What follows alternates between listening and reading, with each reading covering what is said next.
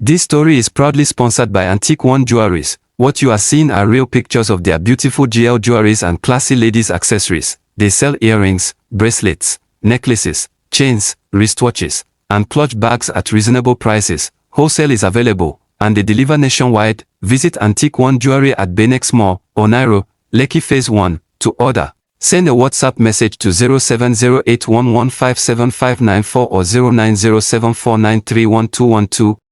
He didn't marry her because he loved her, he married her because she was quiet. The woman he truly wanted was too bold, too stubborn, and too hard to control, so he chose the calm one, the one who spoke softly, the one who never argued, the one he thought would never question him. In his mind, he said, "This one will be easy."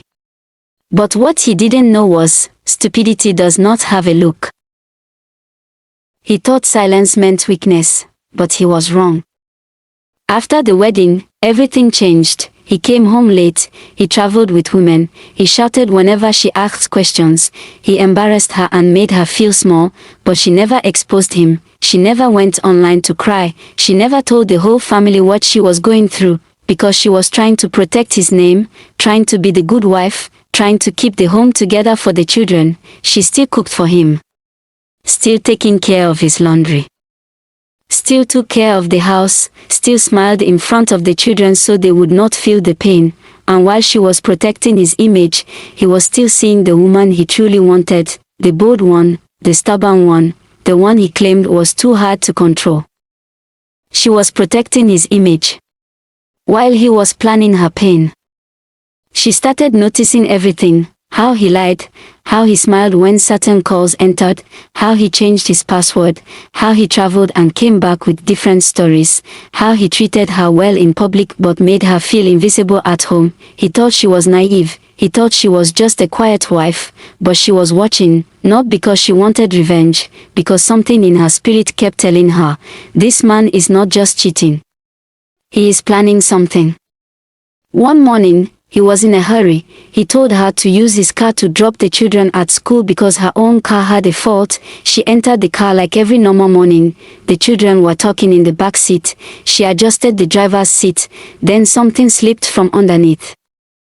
A sealed brown envelope. At first, she thought it was one of his office documents, but when she picked it up, she saw the name of a travel agency printed on it. Her heart became unsettled. She waited until the children entered school, then she parked by the roadside and opened it. Inside were travel forms, visa appointment details, flight plans, the woman's name, and then, her children's names. She stared at the papers again. Her own name was nowhere. That was when she knew, this man was not just cheating, he was planning to leave the country with the woman he truly loved, and take her children with him. That was the morning her silence stopped being patience. From that day, she stopped reacting, she stopped asking questions, she stopped begging for explanations. She still cooked, still smiled, still packed his clothes when he traveled, still acted like nothing had changed. But inside her mind, everything had changed. She began to prepare quietly. She protected the children's important things. She kept record of what she found. She made sure she was not caught unaware. He thought she was still the same soft woman. He thought she knew nothing. He thought his plan was safe.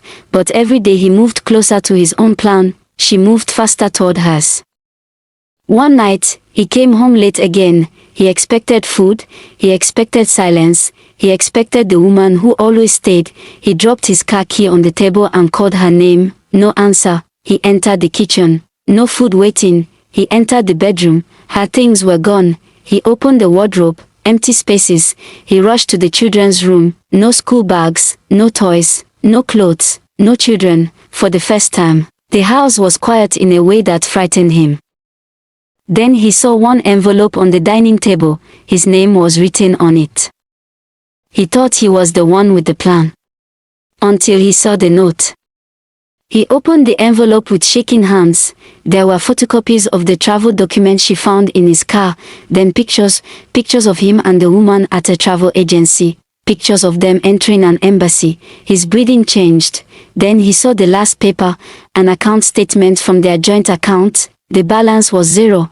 Every naira was gone. He stood there, frozen, no wife, no children, no food waiting. No voice begging, no quiet woman to control. Just papers on the table, and the truth staring back at him. At the bottom of the envelope, she left only one sentence: stupidity does not have a look.